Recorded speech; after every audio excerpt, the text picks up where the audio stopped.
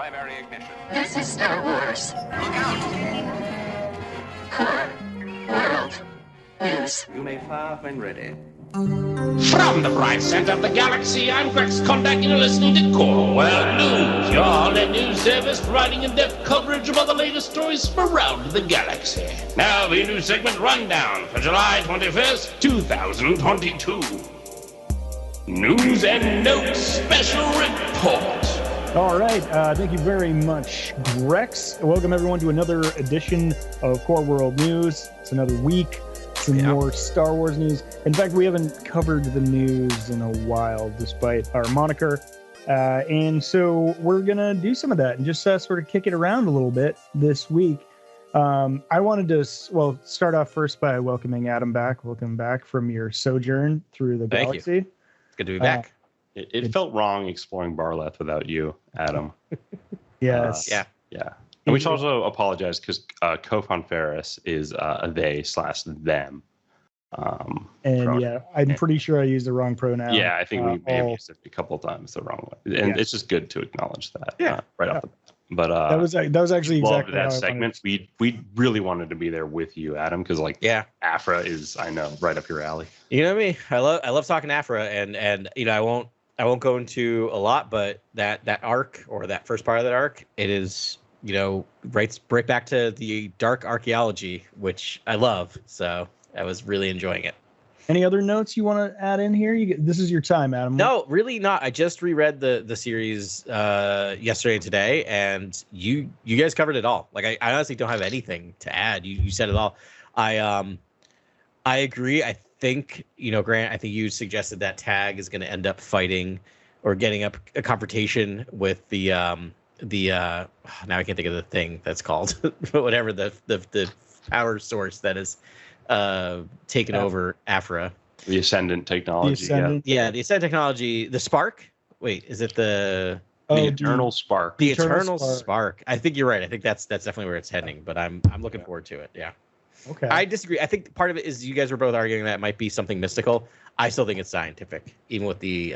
Oh no, it's 100% science fiction. Yeah. That's what Afra is, right? Yeah. Afra is like the most science fiction of Star Wars of the barometer, right? It's like basically Afra, the needles all the way to science, which is, I think, fascinating. And it's actually some of my favorite Star Wars storytelling is the sort of like Scooby-Doo tech that's feigning to be some sort of force mystical ability. Like that is the coolest stuff to me. Which is fascinating because we always talk about the connection between Afra and Indiana Jones, and in every Indiana Jones movie, he thinks it's nothing but superstition, turns out to actually be supernatural. Mm-hmm. And with Afra, it's the opposite. Like it's just always turns out to be some type of tech. Yeah, that is very true. Indy 5, guys, it's a thing. It's happening. Yeah, I couldn't be less. I'm excited. I saw a silhouetted, basically like shadowy shot of Harrison Ford's, you know. Yeah. And I was impressed. I'm excited. We might get. I mean, one thing that's on the horizon is right now is day one at Comic-Con. Is there a trailer? Is there going to be a trailer for it? No, that's what I was wondering. Is there's not, you know, Lucasfilm doesn't have a large representation. I think that's why we're recording this on Thursday, because I don't expect a lot of Star Wars news coming out of it. But I know, you know, at the Star Wars event, you know, they did have the Willow trailer and that picture from Indy 5. But part of me is wondering if they're waiting for something like Comic-Con to show a little more and try to get it celebrating all Star Wars. Okay. What about Wakanda Forever or like the Marvels or something? Yeah, we'll get some Marvel stuff for sure, I think. Yeah. Right on. Yeah.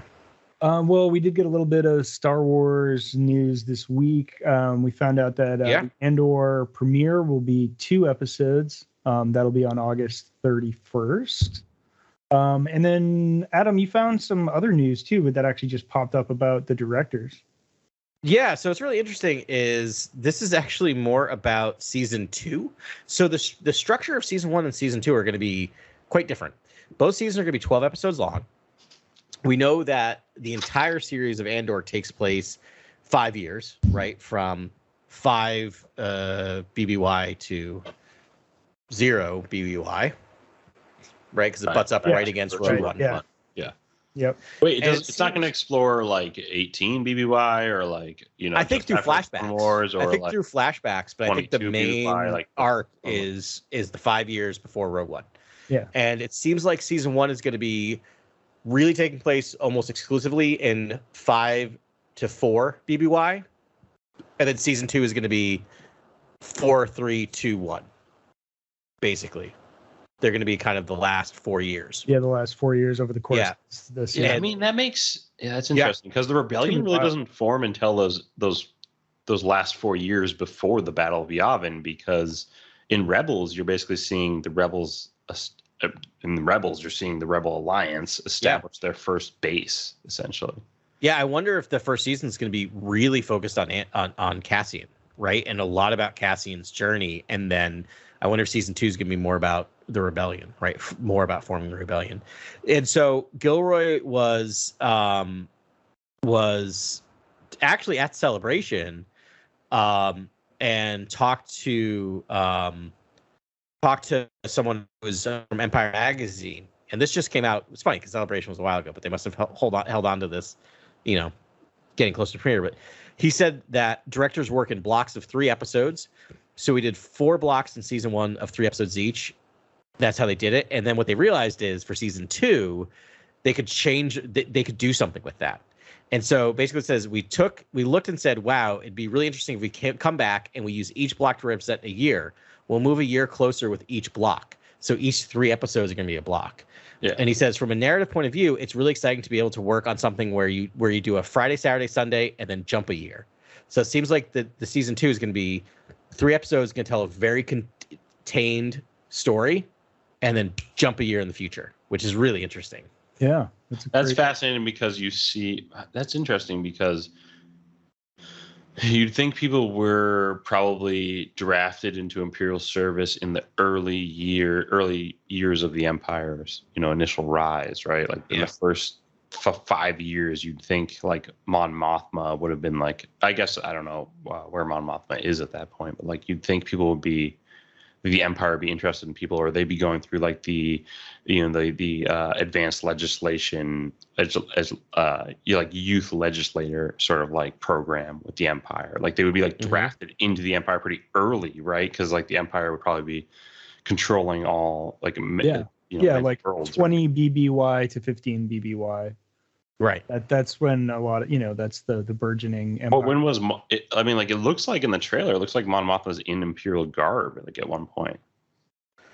Yeah, I have to look back at that. I mean, she definitely is, in Senate. Still part of the Senate. Yeah. Maybe the Imperial Senate, and they probably have like assigned Imperial like garb or something. Like they're like now. I don't know. I didn't see that image that you saw. But, but yeah, who knows? But I think what's really interesting is it almost sounds like if you think about what this means for season 2 is you have 4 blocks of 3 episodes each, and if each episode's about 45 minutes long, doesn't that sound like we're gonna get 4 movies? Yeah, sounds like basically 4 feature films. Yeah, especially with the time jumps, then like that's going to really, it's really going to feel like a series of movies. That's fascinating because you really could explore like the Empire's takeover of a single world and like what that does to a government and like the planet and the people over time, which could be really effective. Yeah, it's going to be wild, man. I mean, it's a very hot time in the galaxy, like all gear, like everyone's at fever pitch. Wait, there are clone troopers in the trailer, though. I did see clone troopers in the trailer. Yeah, there's definitely flashbacks. Okay, it explores other like periods of the timeline. It's so absolutely. I think the main narrative arc is going to be within that year, and then there's going to be flashbacks. I'm guessing we're going to be told. I'm very excited for the flashback. I'm guessing we're going to be told Cassian's origin stories, like why he became who he became. And wait, the droid? I just saw the droid. It's at K2SO. B2 Emo. Oh, it's an emo droid. Yeah. Oh my gosh, they have an emo droid. Does he have like a B2 or B side part covering? Yeah, does he have like a cut over, like a haircut over one side of his face? His like antenna droops down over one set of eyes. It just rolls around and smokes cloves. Listen to My Chemical Romance. Well, it's like K2SO, but it's B2 emo, or can't be B2. Brian Eno, the droid. B2 emo. That sounds like a band name. It so does. That's amazing. I'm on board. It looks incredible. It looks like a gonk, like astromech fused together with sort of like 4, I guess, wheels. I love this. I love this era of just hacking droids together. Like, remember in The Mandalorian at the end of season 1, where you get the R2 droid, which has like with the little gondola driver droid. Yeah. No, this one looks like it's a complete droid, but it's just built that way. I think it's old. I think I read the description. I think it's quite old, and it's helped Andor's family for a long time. Like, move, shift cargo, move stuff around. Yeah. I'm very excited. Trusty old, family droid. That's all we ever want.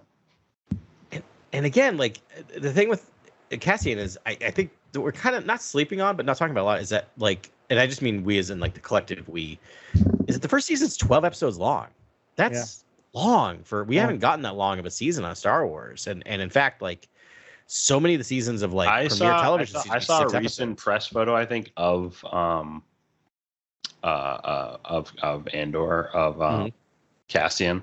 And Diego Luna was looking good. Like, they basically they made him look as good as possible, and therefore, like, there's no sense of like Rogue One, like that he's older than he was in Rogue One. It's like he just looks fantastic. That man is gorgeous. Has not aged. You don't need to de-age him at all. Incredible. Like, the shot I saw that, I was just like, oh, of course you make this show. He's like one of the actors who just does not age, and it's like he's like he's one of the most beautiful human beings. Yeah, exactly, of all time. And I was like, this is perfect. Like, the show is going to feel seamless. They're exploring an incredible, part of the timeline. It's going to be awesome. We still know very little about the series, even after seeing the trailer. But what we do know is it has an incredible budget. Yeah. We know that they're using a lot more live action sets than than Mandalorian and Boba Fett and all that. And now we know that, it's going to be 24 episodes, and they already have 2 seasons planned. They've never been like, oh yes, this is going to be 2 seasons. Like, no, they've completely called their shot. Outlaid the whole series. Yeah, I'm very excited for that, because what we've mostly experienced in Star Wars since the kind of Disney era started is a lot of like flying by the seat of their pants, right? Like, and they've been pulling it off amazingly. But it's just like to actually see something planned out and executed. I'm really excited to see what they're capable of with that. Yeah, and I like the fact that they have dedicated directors for certain arcs. It just feels a lot more intentional than like, Boba Fett or, even Mandalorian. It's just like, you get a show and you get a show. And granted, they're giving them to amazing directors, and I want to see all of them do more in the Star Wars universe. But it's more comforting to know. You know what's crazy is like the Empire promised order, but like apparently statistically the Empire, during the time of the Galactic Empire, like crime was at an all-time high. Yeah. And, like, Moffs took bribes and all this sort of stuff. I think Andor is going to lean heavy into the corruption of the Empire. Oh, yeah. Do you want me to get really? Yeah. And then Filoni alludes to basically like, Tarkin and Yularen basically were like, the Jedi were like, oh, we don't feel right, like, governing these clones and being generals. And they're like, there are guys waiting in the wings to basically lead these clones. And that's Tarkin. I mean, why crime was rampant during the Empire is because fear of crime is one of the biggest motivators to have a strong totalitarian government. Right. That there's, I don't want to go into our own country, but there's a reason why fear of crime is one of the things that Republicans and Democrats are both harping on constantly. Right. It authorizes authoritarian response. Yep. Yeah, it makes it makes a lot of sense that all the the crime syndicates were flourishing under the Empire. Yeah. And they liked it because they were being fueled by the Empire. Exactly. Good times. Good times. Cycle of violence. Yeah. Yep. Not going to end well. As well as talking about, Star Trek is a reflection, right? Like, Star Wars is a reflection. Oops. That's from later. I have a Star Trek thing later. So since we're talking about budgets, here's a segue for y'all. All right. A little bit of news came out about Skeleton Crew.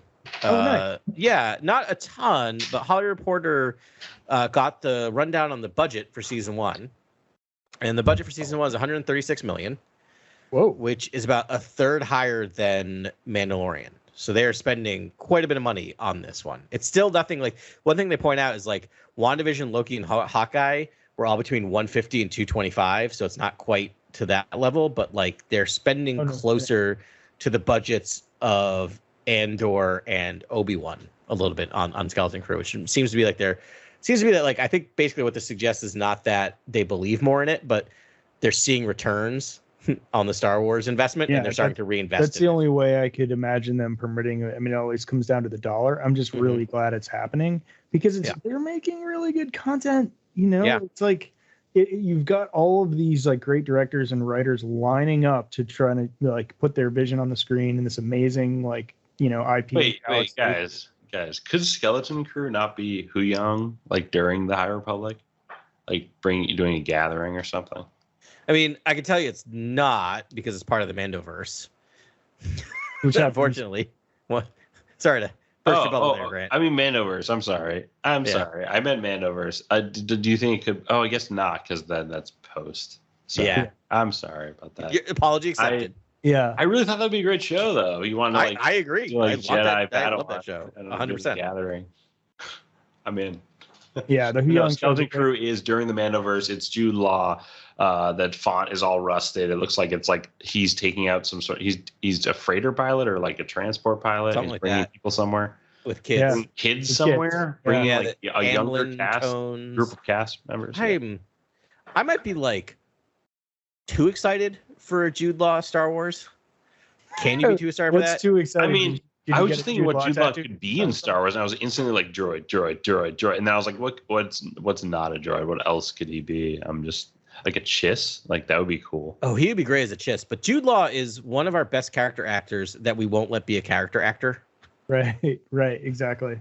I know he has to go all in on the character if he's going to be in the Star Wars, because I don't want him to be like this grounded pilot from like Corellia. I want him to be like centric character. I was just watching in Star Wars Clone Wars, the animated series, and they showed Paz Vizsla, and he looks like Jude Law, and I was like, oh man.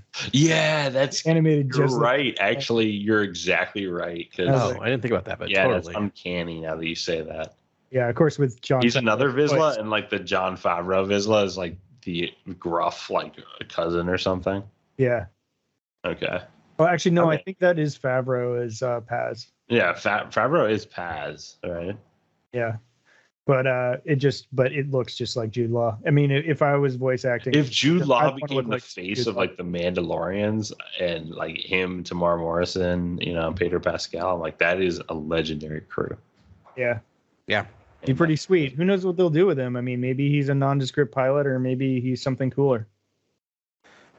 Yeah. No, maybe. The other thing I just saw, I saw this too, is that he's apparently it's already shooting in California right now.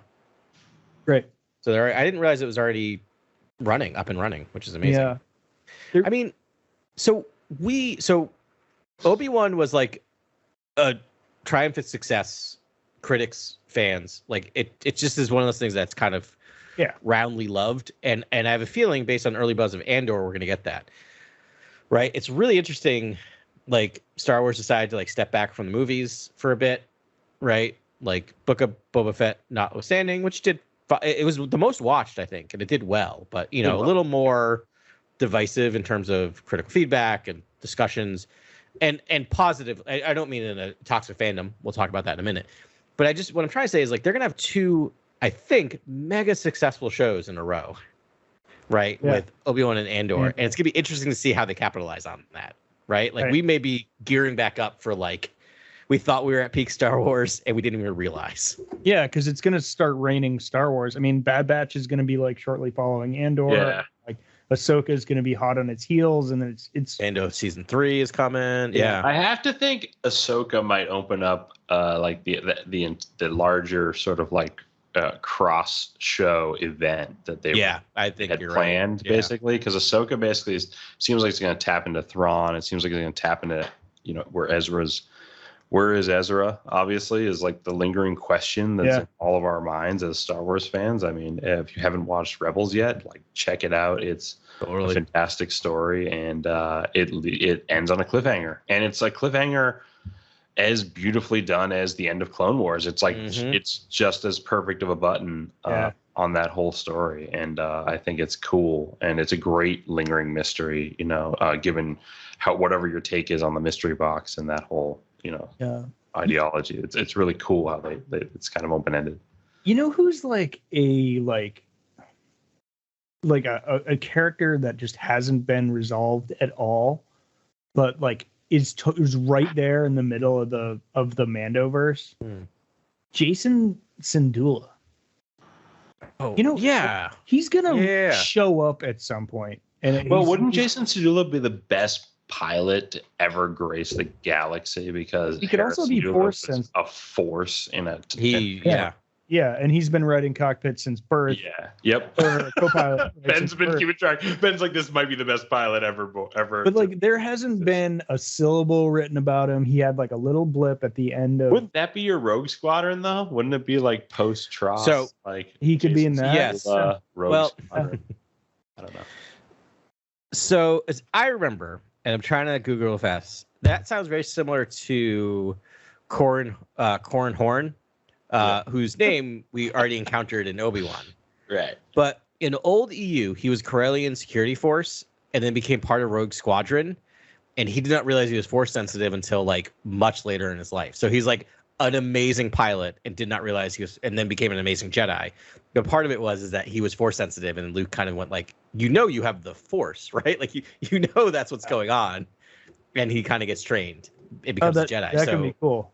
So you might have that with Jason, right? Like maybe like Hera doesn't want to tell him about the Force or train him in the Force because of what it did to Ezra and right. And so like he has this like he just knows he's preternaturally good at flying for whatever reason. Yeah, that could be really cool. I just looked. So I've been kind of obsessing over timelines lately, and that's always mostly fun. Because we're all reading Shadow of the Sith right now, which we will talk about next week. With Meg Dowell, actually. I think I can announce that now. Famous blog writer and owner of the Instagram handle Star Wars Book Reviews. And check it out.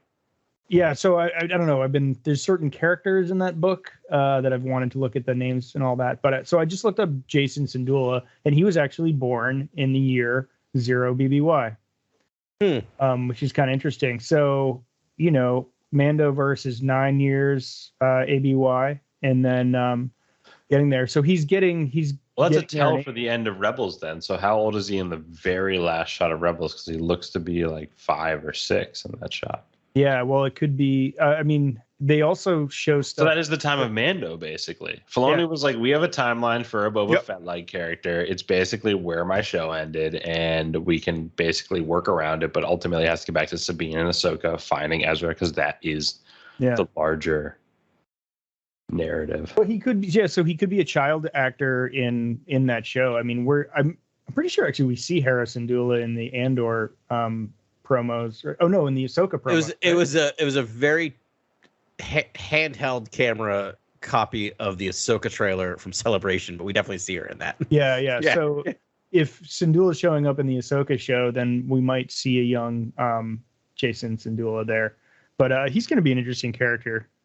And I don't know, that just occurred to me. That's a great point, Ben. Like because he's just introduced at the very end, right? Like I always forget he's out there. It's like another person, another force. I mean, we have to assume he's force sensitive. I guess we don't have to. It's not always, but right. I think we can assume he's force sensitive. And for Tracy, is Jason Syndulla. I should probably just say from Jenny, and then I'll make it more personal, and because Jenny would know either. This is Jason Syndulla is the son of Hera Syndulla of Rebels, the Twi'lek, and the Jedi Caleb Dune, also known as Kanan Jarrus. Yeah, and then for other listeners who are not privy to the old EU, Leia and Han in the old EU had twin children who were both force sensitive, Jaina and Jason. And so that was a nod to that. So that's the other reason I'm like, he's got to be force sensitive because he's named after, a Jedi. Yeah, I from think the old actually EU. didn't George Lucas's son's name is Jason as well. And I think That makes sense. I think it's spelled Jacen, but yeah, he acted in the Revenge of the Sith. He was the one sort of cartwheel. Does he go by Jet? Or is Maybe. it another Jason? There's also Jet Lucas. There's a lot of Lukai out there. Okay. But yeah, you're right, Jason. Maybe he changed his moniker.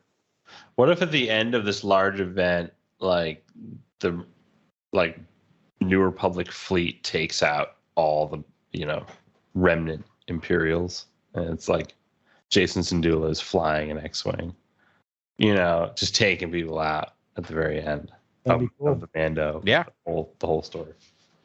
Mando. Yeah, it'll be interesting because they have. I mean, there has to be the Final Order left hidden around Exegol, but there is sort of post the Battle of Jakku. There's still a bunch of warships that the Empire. Right. Yep. And I think that's the next great show. Honestly, is like I would love to. I mean, this is a pitch here. Don't everybody thank me at once. It's like I would love to see a show where it's like explores the Emperor's like exploratory squadron that finds Exegol in like those first 5 years of the Empire. Like, would that not be a fun show? And then you go with this sort of like navigational.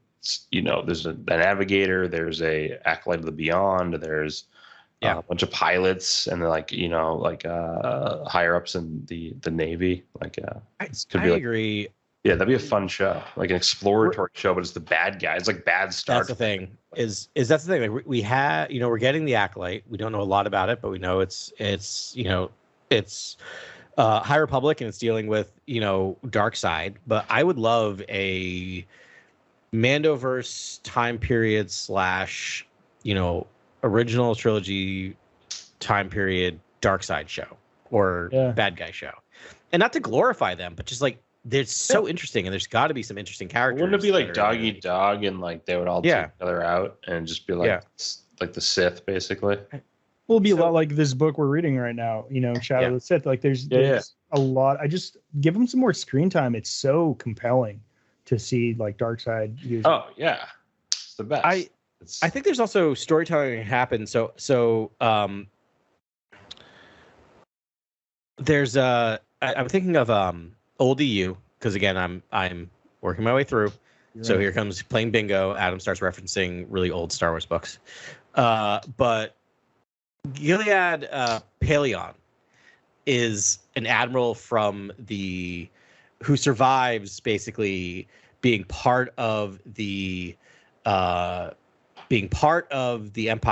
then part of the Shattered Empire, then starts running basically the little conclave of the Empire that's left before the Yuuzhan Vong War, and then they have to become part of the New Republic to fight the Yuuzhan Vong, and now we're past Yuuzhan Vong, and he's actually a part of this new government. Part of what you get his story is that like he just believed in order, he believed in the system, he thought he could make it better from the inside, and like so you can tell that story as someone who's stuck within the bureaucracy of the Empire, who believes in the government but doesn't know how corrupt it really is, right? So you can have a good person within that system still. They did that with the character Ray Sloan. I think for the most part, she's a virtuous character and has been kind of following that trajectory. She's featured prominently in the Aftermath series, and she's been in a bunch of other things too. Yeah, she was in one of the first appearance of Ray Sloan in I think Mando at some point, right? Because she's taking control of the First Order. She's kind of she's in the last general in charge, I think. Rise of Skywalker, I think. I think she's on the bridge of one of the final Order ships. But as far as like she's featured heavily in the final Aftermath book, and then she's featured in I mentioned in the Phasma book, I believe, and like other books. Like she is New Dawn. She's in that one a lot. The head of the First Order. Like her start. Yeah, that's like her rise to power is in New Dawn, and no, she's a cool character, but she's definitely a virtuous character there. But I think she sort of dies unceremoniously in Rise of Skywalker. They just sort of stuck her on the bridge. Yeah. But Or maybe, yeah. Did that happen? I don't remember that happening. Yeah, I mean, I could look. I didn't mean to go down a Ray Sloan tangent. Yeah. But, I could. No, it would make sense for her to appear, but I'm almost thinking what would be the most appealing to me is Thrawn coming back, taking control of a fleet, and using like the first clone abomination that Palpatine's made, and is wielding it as a sort of weapon, like a Jedi weapon or something. I mean, yeah, that is such a fun plot right there. You kind of light mastermind with the actual physical threat, like the Demogorgon. You get like a fun thing. Well, you get that kind of light heir to the Empire. Yeah, retelling, right? Like you use that story, but you break it down to its components. Exactly. It works. Now we're all gonna get what we want, because when I was just googling, is that I forgot that Pellaeon was actually introduced in Heir to the Empire, and he's Thrawn's second in command. And so Filoni's recanonized him. He shows up in an episode of Rebels. Oh wow! And Filoni in an interview said, "I'd like to think that he survived it. He survived Rebels, and that other storytellers can continue telling a story, because one of my favorite things is recanonizing that character." So I'm like, great, Filoni wants it, so now we're 100% going to see him. In this. Okay. I mean, like, that's incredible, and like I can't wait for this war with Thrawn. I guess though it's on the horizon, but like it's not mentioned in a lot of the canon material that comes out now, and so like it would be a big addition. It'd be like a big module, sort of like addition to the canon. You know? Yeah. I think just to go back to the Ray Sloan for a second, the correction, she was in a chapter called "The Final Order" in From a Certain Point of View, Empire Strikes Back. Right. So that's what's in. But she was just a general at that point. Or a captain, I think, aspiring. Yeah. But no, that's great to hear that Gideon's still kicking around. Yeah. What's his name? Gideon Paella? I think I said like Paleon. Well, you gotta think also like Exegol's in full swing still. Like that was never disrupted. And I got hope. Honestly, this is my big hope, is that like Biss gets recanonized.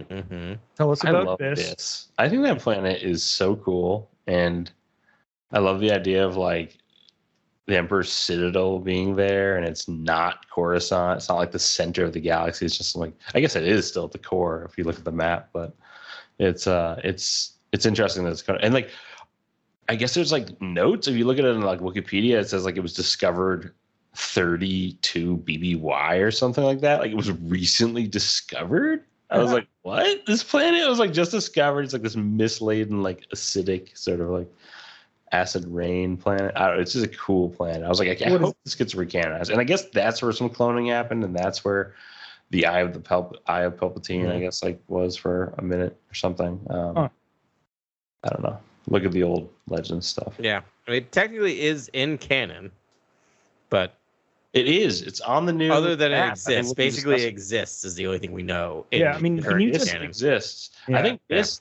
because like, where does they take Chief Scientist Namaste to that woman at the end of Bad Batch? And I'm convinced that that's Abyss, right? Like that's got to be like the Empire's cloning place. Yeah, they should have a cloning facility that's not Exegol, right? They've got to have like a localized branch. Yeah, something somewhere.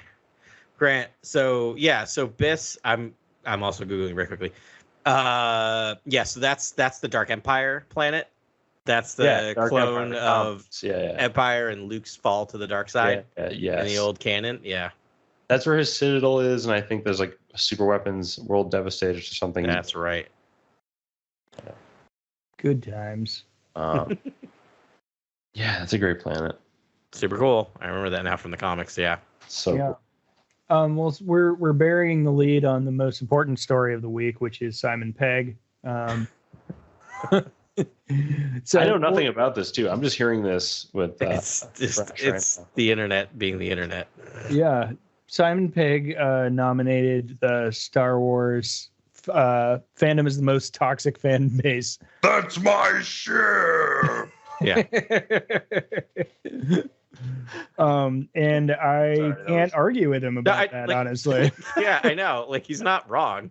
Like, and so I want to give a bit of context to this because, like, it's one of those things that, like, if you just Google Star Wars right now and hit news, the entire first page is like, Simon Pegg says this, Simon Pegg says that. And, like, so he was on a radio show on XM or Sirius XM, the Jim and Sam show. No idea what that is. But he was asked, what is the hardest franchise? Who's the hardest fans to please? And he talks about Star Wars. Two things about it. He completely owns. What I like about this interview is what he does is then talk about, like, I helped create this in some ways. Because he talked about going after the prequel trilogies so hard. Oh, did he? Yeah, he did. Oh, he like early like Spaced, like his show Spaced, which was basically a precursor to Shaun of the Dead and all that stuff. It's a BBC series, really funny. There's a whole series where he's just like going off. There's a whole like he has like it's just this monologue, which is actually really funny, where he goes off on the prequel trilogies and goes off on episode 1, like just lists every complaint about it. So he talks about it and he says like I've apologized about the things about it, and specifically apologize about Jar Jar his going after Jar Jar so much because we've heard how much You know what's sad that about affected that? Ahmed Best. What's that? I feel like the prequels were like a how-to book of how to make a Star Wars movie. Like they were like, yeah, they're not the greatest films ever, but they're like, at least do this around these beats on the screenplay, and it will actually please the audience, and it'll be theatrical and bombastic and fun, and you know, one-liners here and there, and all this kind of fun stuff, as well as deep sort of philosophical dialogue. Yeah. Mixed in there. But obviously the original trilogy I think is like this really sort of this enigma because it's this impassioned piece, but it's kind of like the directing is a little stale, and at least the first movie, and then but it's like the world is so rich that you're just like, this is really it captures a sort of lived in reality that I don't think we've seen just yet with the Disney era. But I'm hoping Mando is getting closer, but again, there's an inauthentic quality to a lot of the sets and like the Volumes wearing thin on you. No, I don't. It's not even that. It's more of just like the characters are like doing safe stuff. They're basically like saying the old Western line instead of like being complex, deep characters, like a Better Call Saul or like something like a show that just is really trying to give all on its character on the character front. You know what I mean? Like that's I almost just want more character-driven work. But I think what I'm starting to get is that the Mandoverse is the popcorn movie version or the popcorn TV show of Star Wars. Right, that is you get your serialized storytelling. It's fast paced. There's definitely some lore going on, and then the other ones are more meditative, like Obi-Wan and Andor. I feel like are going to be these more, not necessarily. I don't want to say adult in a pejorative way, but I feel like the most like economic script where it's like they say what they need to, and the action propels the story, and it's just this like ride almost, which I'm very excited for. And if the political. I'm hoping it's just Michael Clayton dialogue when it's just the politics. You know what I mean? Like that's all I want. And so Tony Gilroy has delivered on that front. So you know, in that film, and I have my faith that it's going to be just incredible. I agree. Witty dialogue. Yeah. Can I go back and talk about something that Simon Pegg said that I do not agree with at all? That I'm actually a little like I don't know what he's smoking. So Pegg says Star Trek fandom is the exact opposite of Star Wars. I find that Star Trek fans have always been very, very inclusive. You know, Star Trek's about diversity. It has been since 1966. It always has. There's no sort of like, oh, you're suddenly being woke, Pegg added. No, Star Trek was woke from the beginning. You know, this is a massively progressive. Star Wars, suddenly there's a little bit of more diversity and everyone's kicking off about it. Okay. I don't know where he's burying his hand in the sand because, yes, I will 100% agree that Star Wars has a tougher, more toxic fandom. Star Trek has been going through it forever, and especially with new Star Trek, and they introduced a black captain in this in Discovery, and the internet went nuts about that. And so I'm really mad that he is just kind of downplaying in the past how bad that it's not about Star Wars, it's not about Star Trek, it's about toxic internet fandom. It's about toxic fandom, period. Yeah. And it exists everywhere. And like I'm just thinking of like I won't ruin Star Trek Strange New Worlds, but the season finale just came out last year, and like half of the internet is getting the lesson of that episode wrong, and it's driving me nuts. So anyway, That's what's the moving on. problem with the hive mind That's is upsetting. you read Yeah. about everyone's opinion, and everyone's got their opinion, and it's just like, Yeah. you know, I don't need to hear everyone's opinion. No, right? Yeah. I prefer to listen to experts talk about things. But yeah, I mean, it's going to be there. I do think, like, fundamentally, you know, Star Trek actually did deal with just the fact that, like, how people talk to each other, where, like, Star Wars, they speak in Galactic Basic, and it's just they speak English, right? I mean, And then when, you know, they use translators in Star Trek. Yeah. So it Right. And Star Trek did start out and has remained, as Simon Pegg said, progressive. It is a progressive work. Like it absolutely is. back And to like, Uhura and like, yeah. I mean, the original series is all allegories about social issues, and that's still to this day. There's a lot of allegories about social issues occurring in Star Trek in a way that's very progressive. I don't want to give the fans, because I don't want to call them fans. I hate keep saying this fans, because they're not fans. These people are not fans. But I don't want to say that there's not toxicity surrounding Star Trek either. Like Yeah. Oh my gosh. If you talk to a diehard Star Trek fan and you just say the word J.J. Abrams, they will give you a black eye. Or Discovery or like any of that stuff. And like this whole thing around like Just Strange New Worlds is diehards just. Yeah, and that's the thing. Like Strange New Worlds is but amazing. like film Twitter loves Wrath of Khan. Like that is our movie. Sure. Like, we take that. The OG Wrath of Khan, but like OG. the new one, like That is the the greatest. JJ version, they're like. I mean, that's also just a bad movie. The JJ. Oh, the JJ one is just. Yeah. It's not even like I was like, why not just do Has the nothing to do with anything other approaching than being a for bad movie. years and found on a weird world? Like, why not just do some weird? Oh stuff? god, I don't even want to What's go to wrong? it. What is going? But the this is original, not going to be a Star Trek podcast. the first so Star good. Trek, the first Star Trek reboot by Abrams was amazing, and Beyond, I think, is actually written by Simon Pegg, by the way. I actually think Beyond is really good that people don't give enough thought to. But I was just gonna say with Brave New World, I think what we're seeing too, and we'll move past Star Trek in a second, but I got to give Strange it where New it's due. Worlds. Yeah, Strange New Worlds. Thank you. Is that it is it's amazing. I love it. It's my favorite Star Trek in a long, long time. But some of the stuff some of the discussion points that are happening online are, oh, they got it right. It's this type of captain, and you can read the subtext of what this type of captain is, which is a white male cis dude running a thing, and also like, oh, they're doing it as it's supposed to be, right? It's that really low level toxicity of like, you know, dog whistle. I just thought it was more story. I thought there was more dynamic storytelling with the motivated 100% camera is. movements. I thought the Yes. motivated camera movements were just far superior. And diversity of plots, and diversity of character plot lines, and diversity of story types. It is the best Star Wars in the new Star Trek in the new Star Trek era. But you got to be careful of that dog whistle, as Ben said, the kind of the dog whistle stuff that's happening after that. But you also have Simon Pegg was Unkar Plot. He's not. Is he returning in any way to any of the Star Wars properties? So my favorite thing is this was written up in Variety. This article was written up, and the last line, literally alone, was Pegg had a small prosthetics-laden role as Unkar Plot in Star Wars. A small role. That's it. Prosthetics-laden role. Prosthetic-laden role. Yeah. Well, no, I don't think we'll ever see but Unkar when he Plot. comes He was one of back those as memorable, Dengar, like it's gonna be awesome. portion. He was like one of those like memorable characters of that movie. He's great. It's so great. It's one of the most quotable lines from that. It's one of the most quotable moments. And yes, Ben, he 100% should come back as Dengar, and I hope he will do that. He's always welcome. I like him. In the Mandoverse as Dengar, that would be so sweet. That would be awesome. Okay. Isn't he in The Slowly Boys? watch. Isn't he like the dad in The Boys? Yeah. Yeah, he's Dewey's dad in The Boys. With Dewey? an American accent, it's Huey? the most uncomfortable thing. Louis? I can't remember. The Huey?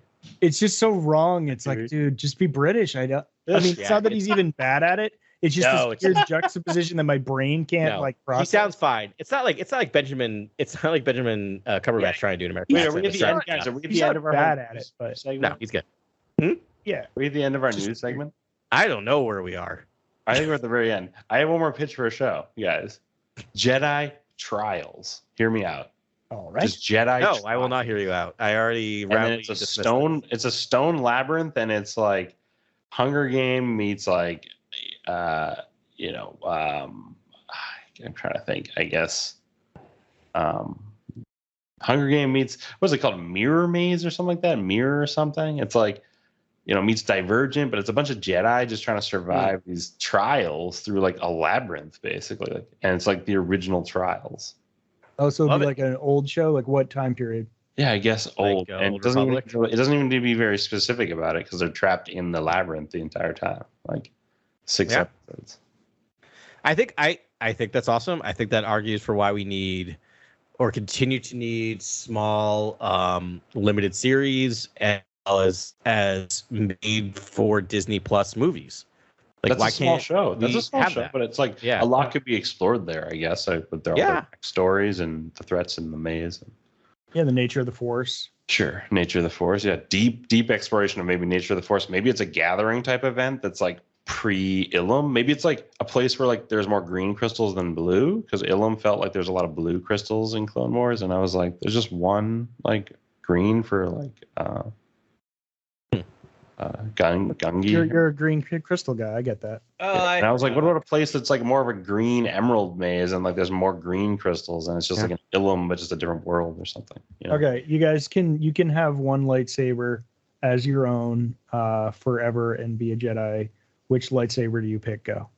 Oh, like which? Well, like, I mean, like the crystal has to call. You can have like one lightsaber. No, I think you discover. I think you discover when you're meant to discover what color your crystal is. I don't think you get to choose really. Yeah, I'm just saying. What's your fave? What's your favorite lightsaber? You have to follow. I don't know. I would hope that like a green crystal calls out to me. Honestly. But all right, you have to acquire. You take someone else's from canon, and now that's your lightsaber. Oh yeah, Dooku. Yeah, I mean it's Dooku's a good one. Yeah, 100%. Like I would drop that thing. One of my favorite characters in all of Star Wars. I love Dooku. I would just drop that thing constantly. Like the curved, I don't think that would work for me. I feel like I might be stealing Ben's one, but I mean Obi-Wan Kenobi's lightsaber. Which one? He had 3. The third one. Like the last one. The ultimate one? The ultimate one. To me, when I close my eyes and picture a lightsaber, that's the lightsaber I see. No kidding. Like that is when I buy myself an actual lightsaber, not an actual. When I buy myself talked about this on the pod very expensive like replica lightsaber, it's gonna be Obi-Wan's. Like really? It was just very close to Luke's. Yes. Because of green crystal and Obi-Wan blue. I do like green a lot. It's tough, but I know. Yeah. That's why I don't know. For the longest time, mine was Obi-Wan's first Phantom Menace. Oh yeah, that one's the those baddest, feel very like utilitarian. Like they're just like ergonomic. They're like there's a button to turn it on, a button to turn it off. The design is the design like Obi-Wan's third lightsaber has like there's like it's going in, it's going out. It looks like there's almost a hilt to it, kind of like I fluted. Yeah, guys, I'm not a huge fan of like Luke's lightsaber in Return of the Jedi. It was never like my favorite. Well, it was a good run. And like that is sacrilege. I understand. It just like was never. It's a shame. It's a shame. This is how it had to end. It was never my favorite. It was never my favorite. It doesn't have to be your favorite, man. You know what I don't like about? No, it doesn't have to be my favorite. I'm just saying like everyone's just like it's the best ever, and I'm just like all right. Well, I don't know. It's like there's other designs that I kind of like. Like I like actually my favorite design. Like I was like, there's like 100 other lightsabers that I'm like thinking about all the time. Yeah, that's fine, man. It was he was doing the best of what he had, and it's a progression. No, it looks exactly. It feels like this sort of like ad hoc sort of I don't know. It's a combination of like it's Obi-Wan's design like Obi's and Yoda's like color. Yeah, exactly.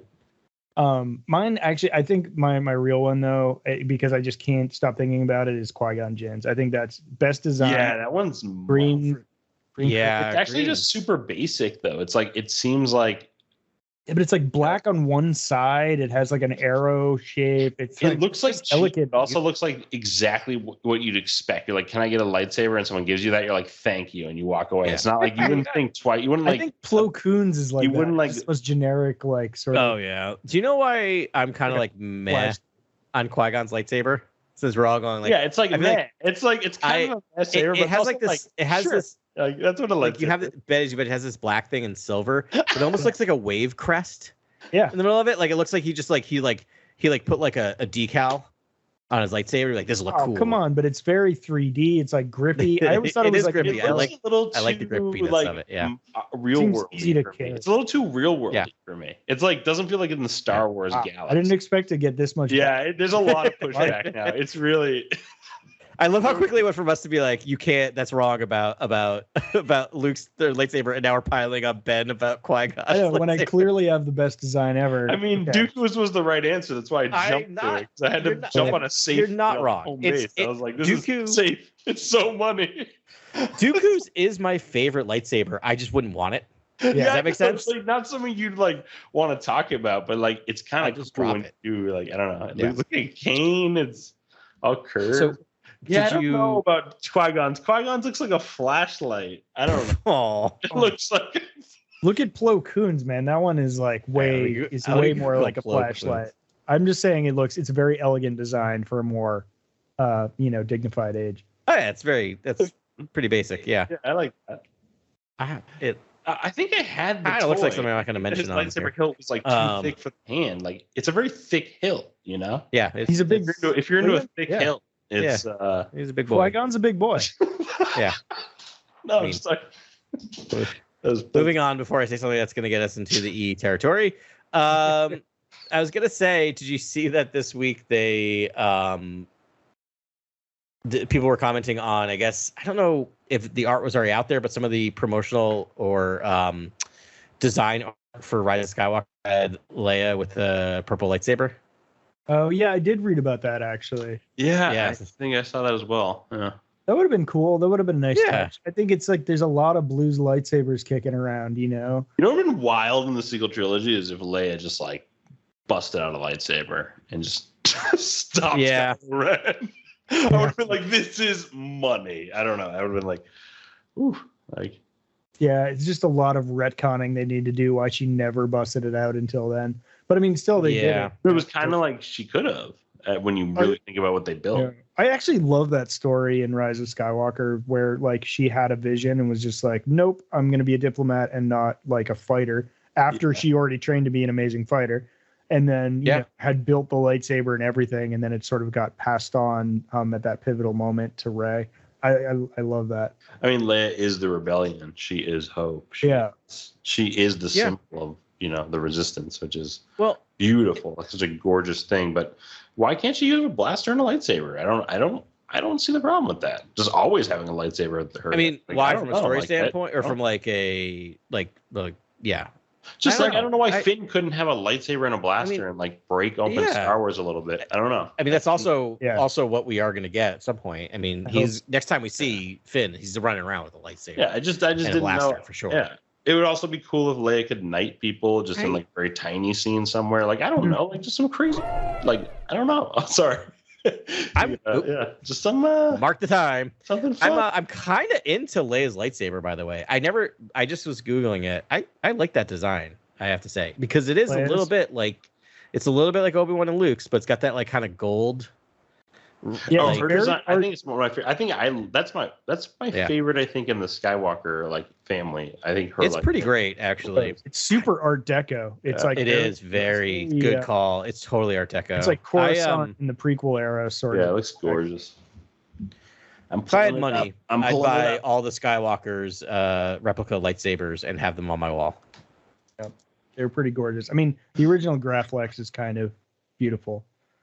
Yeah. Yeah, I mean, her lightsaber is almost like brass. Like it's the color. It's like a rose gold or something. It's it's yeah. I love it. I don't know. Yeah, I don't know. I have best lightsaber ever. Yoda's up there. Like Yoda's little lightsaber that's a good one. You get one for your size mitt.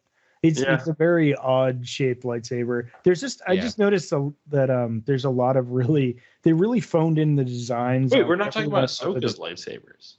Oh yeah, those are the best lightsabers. Those are pretty sweet. She's had 2 or 3 different pairs, and they're each very cool. I like their original ones are they're more clunky and they look kind of standard. And then she has these like. Yeah, I like the new. They just look like katana and like hilts. and they look great. The white one. but one's long and one's short though, right? I still don't Yours has understand a the physics physics. too. Adam, I love that. on the science of like how she like pulls the saber out like a katana, and like basically the lightsaber is like the katana blade as she pulls it out, and I'm like, she has perfectly timed the cadence of like basically the ignition of the saber as she draws it, that it mimics exactly a katana, like a samurai katana. And I'm like, as it's being what's drawn. going on with the physics here? Has she dialed that into the sabers? Because it seems like a slower like ignition sometimes. It's like,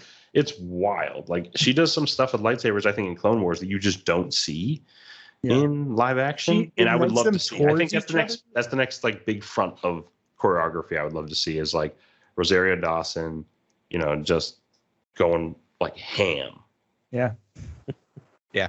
Well, And I mean, we saw her Boy. go ham in Mando season. Yeah, she did. She went. It was great. But more ham. That was my favorite episode. Yeah. I Favorite hope episode. Rosario's just doing like sword combat training, like for years or months. Yeah, that was my favorite episode of season 2. Yes. Let's not forget Michael Bihn's role in that episode. He was so good in that episode. I mean, like, wow. Yeah. He was kind of the general, sort of like, like, Oh yeah, who he was fought the great. Mando. I heavy. mean, Yeah. he was in like every 80s movie of all time. He was in Terminator, Aliens, Tombstone. Like he's just that guy. Navy SEALs. Navy SEAls. Navy SEALs. Nice. Actually, we talked about the second season of Mando. Mhm. There was also this random like image that was seen in Spain, and it said Boba Fett season 2 coming muy pronto. Well, for those of you who don't hablo español at home, it is. I mean, do we that means really very have to? soon? Yeah. So I don't know. A lot of was done out of it. I think it's more probably a typo, but for like it was just like a random I think flyer in Spain or like poster in Spain. But we might get Boba Fett season 2, so that would be pretty interesting. You know, we've talked a lot about I'm what just now that Googling show about could The be. hunt for Han Solo. I'm ready. Oh yeah, there you go. I mean, yes, For the Revenge of the Huts. He's I like, really want- all this time, I haven't talked about my one major gripe. My one major nemesis. There's a guy. His name's Han Solo. He's got to go. That would be hilarious, actually, if he was just chasing. That would be a lot to drop on me. That would be like a Rise of Skywalker amount of lore to drop on people like late in Boba's kind of reconstruction period here. I mean, that doesn't really fit with his character now. Like, he doesn't seem like, now I'm going to be bent on revenge. You know, at this point, he's like a daimyo. I think it's more likely like Black Sun or the Hutts are now trying to take back their like territory and he has to defend it or something. But I was hoping we get Nel Hutta or Nar Shaddaa or yeah. exactly. I want to see Boba Hut Fett Space. in armor Actually, it's called Hut Space. That whole region of space. anywhere in Whole Hutts. region. I would love to explore that region. I think Tatooine's actually like an outlying planet, just or just south of Hut Space. There might be more to this story than it first appears. Sorry, I swear I was listening to everything you just said. I actually was. Hut Space. I think that's what we're calling the episode. All right. So I'm looking at this poster, right? This poster is fascinating because it's for all the Star Wars shows. Yeah. And so it has The Mandalorian has seasons 1 and 2 available now. I'm translating for everyone. Yeah. Season 3 coming soon, which we know is true. Obi-Wan season 1 available soon, or season 1 available now. Andor season 1 available 31st of August. So it's everything else is recent. Everything else is accurate. And like we sometimes we often get these confirmations some ways that it often happens in foreign markets where it's not clearly said what information is for close hold, what information is for promotion. So maybe, right? I don't know. Maybe. It looks really legit. Yeah. But there's no story. I mean, it says it's coming soon. There's been no stories about it actually filming. It'd be weird if they're like, surprise, there's another season of. But that's kind of how the first season happened. Remember, remember there was like brief kind of like certain rumors. And the other thing that's happening right now is there are so many Star Wars shows filming currently. Yeah, how could anyone keep track? That you might be able to sneak in a little bit, and who knows how much because they also basically taped 2 episodes of The Mandalorian during Boba Fett. Like they might be dovetailing some of this tape, some of the filming in with Mandalorian for all we know. So yeah, I mean, I'm not trying to like do this like tinfoil hat thing, but Lock in force and attack position. I don't know. This seems interesting. Like there might be more here. Do we think Book of Boba Fett was an into sort of the underworld, and maybe now that Boba's the Dayu of Mos Eisley, I guess, Mos Espa, Mos Eisley, Espa, Mos Espa. Sorry. Now that he's like the Dayu of that area, wouldn't he come across a new syndicate? Maybe he's already dealt with the Pikes. Now there's someone else. Basically, it's sort of like another syndicate. Yeah, I hope it gets bigger. Black How about the droid Gatra? Yeah. Droid Gatra. Yeah. Droid Gatra v Boba Fett. I mean, the modders would just slice into them. I don't know. It's true, but then you can I feel also like they would instantly take out the droids. You could also get the Mandalorian back because he hates droids, so he'd be more than happy to lend his services. Yeah. He's jury's out on that now. That's true. He's come back around. Yeah. I don't know. I still think they need to. If they're going to do a season 2 of that show, I think they need to time jump or reboot it. You know what I mean? Like again, like great. You said The Hunt for Han Solo. That should be season 2. Well, I don't know. Maybe in Bad Batch, they can do something where Omega sort of can connect somehow to Boba Fett. And then Boba Fett then she can actually appear in the show, and they do some really fun synergized thing. That would be fun, yeah. I mean, they literally had the call out in Bad Batch season 1 of Alpha and Omega. Like, I mean, they got to be saving that for this season, right? Like, you got to have the baby Boba Fett show up in Bad Batch. Yeah, that would make sense. Or Omega show up in Book of Boba. Yeah.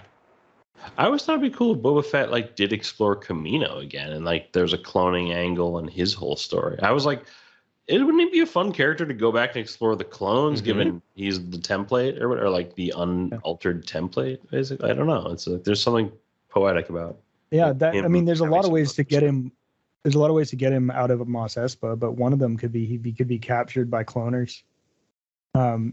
Like whether it's Kaminoans or you're extremely rare. You're like one of the clones. Yeah. You're like unaltered clone. You know what I mean? Maybe at the time with the Kaminoans, it was a good deal for Jango, but later the Empire's like, ooh, unaltered, and it's that original DNA. Like we could I guess study, I don't know, peak performance cloning and how we could match it better using this. Yeah. His maybe I don't know. I wouldn't know what the science is, but or it's like an exploratory mission to be like, maybe we do want to start making clones again, right before the First Order tries, they're just stealing orphans or making orphans for their army. Like maybe they decide to try and explore it, but obviously Boba Fett's not going to be caged. How have they not done Lando yet? How have we not seen DH Lando yet? That's or Han, really. I mean, but Lando, I feel like given he's in Shadow of the Sith and he's an existing character to this day in the timeline, it's like, why wouldn't you do like a little nods to Lando, and especially I don't know, just I don't know, traveling in his or something. I don't know. It's up to Billy D, if he wants to do a de-aged thing. That's what I'm saying. Billy D, I think it'll be the coolest. For it. Yeah. I think it would be the coolest use of de-aging. Billy D carried he's an old smoothie, and he always will be. Yeah, he's great in that. I think de-aging him would be it would just be the beautiful performance, honestly. Really. Yeah. And I'm loving how they're treating Lando and Shadow of the Sith, which we'll talk about next week. I'm really enjoying his character in that book. Yeah. I know. Yeah. I guess we know his daughter's name now too. And it's not John. Whatever we thought back in the day. They also probably renamed all their. Back in the day, we were like, "Is she his daughter?" The movie just ended. There was a lot of things. I still think that is his daughter. It was like Kadera or something, right? But that's a good point because that's right.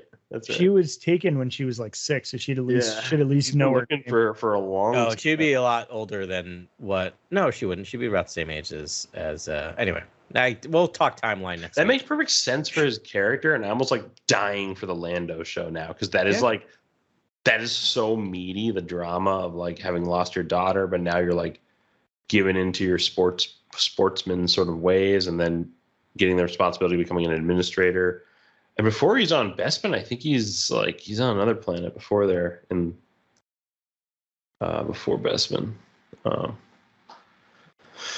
But yeah, I would love a Lando show, and I would love Billy D. Billy D would be incredible. So, I mean, if you've got a second for timeline, Always. Kadara Calrissian was born 13 ABY, and she was abducted in 15 ABY. So it is possible she doesn't know her. Yeah.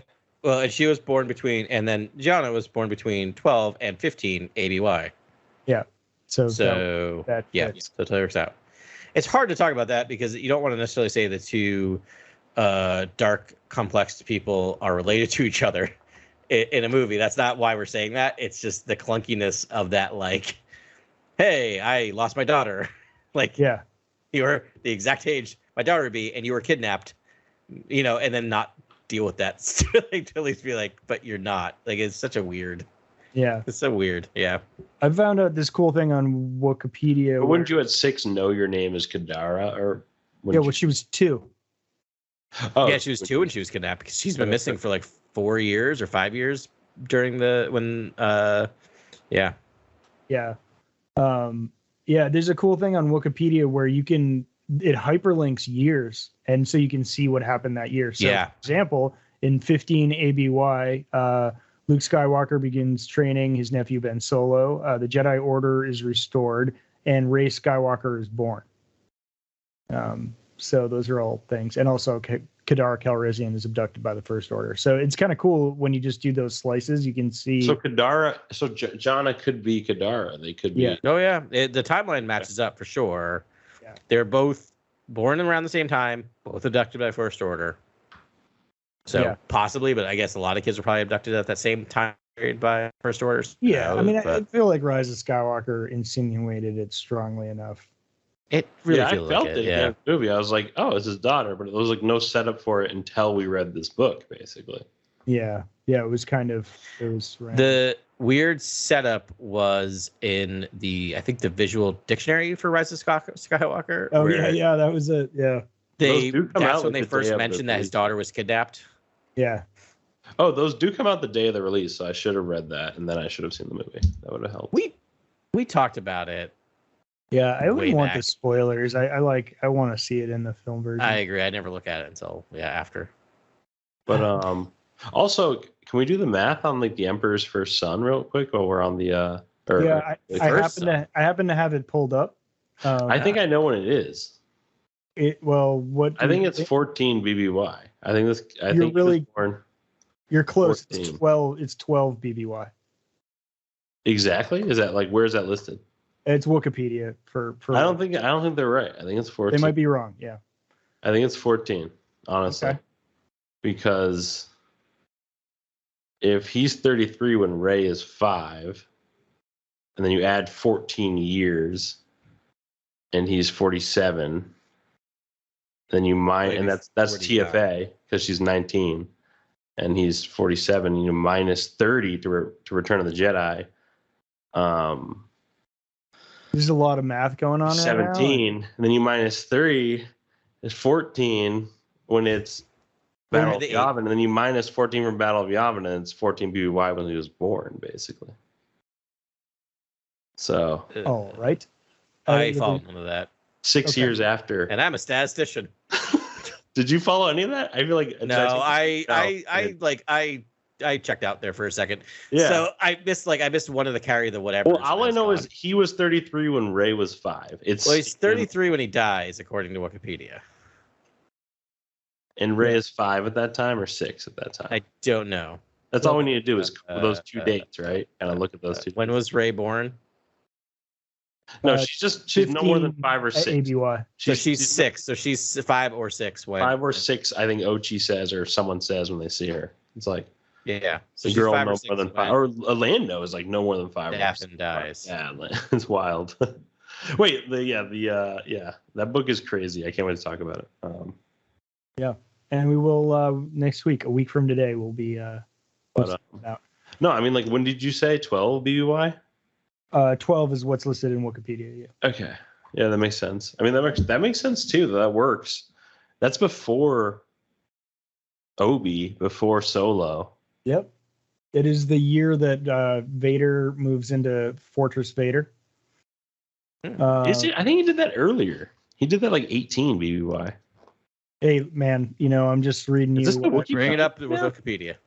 When did those Sewell comics? Those Sewell comics were set like 18 BBY. They were set like right after the Empire, or not even like. This 7. was a little bit later when we got into the Fortress stuff, I think. Oh, that was like. This is also like jumped. Okay. They said like rebuilt, so who knows how many times? No, you're right. I think the volumes jumped. Each one, each Vader volume. You're right. Okay. Yep. In 12 BBY, Ephraim and Myra Bridger are captured by the Galactic Empire. Harrison Dula leaves Ryloth to fight against the Empire. And Darth Sidious's clone, Dathan, is created on Exegol. And K2SO is constructed on Volta. Oh, look at that. Do you know how Strandcasts are made, by the way? With magic? Adding the genes of other specimens to a base template. So meaning that, like, Dathan or whatever his name is Palpatine plus something else, which means Snoke is Palpatine plus Luke. 100%. Yeah, that was another thing. Snoke I posted on Twitter. I was like, would it not have been an incredible reveal? Palpatine, to Papa Ook. The DNA connection with Luke, if that's indeed true for Snoke. Yeah, I'm hoping that's true. It is. It is. Until someone tells me definitively it's see not. The hand. Yep. In the jar. Right. Pickled Luke hand. That was a great comic. Good panel. Yeah. Good panel. Okay, I'm gonna call it, guys. What? Call it. We're just getting started. Just getting started. I know we'll talk more off air about Luke's hand and cloning. But we'll spare y'all until the next episode where we'll almost certainly bring it up again. Please join us next week. We'll be having Meg Dowell in the fourth chair, and we're going to talk about Shadow of the Sith and learn about Meg Dowell's life as it relates to the Star Wars Galaxy Far, Far Away. This is Grex Kondak signing off. Thanks very much for the latest breaking news, follow at Core News on Twitter and Instagram. Thank you, and good night. Remember, the Force will be with you, always.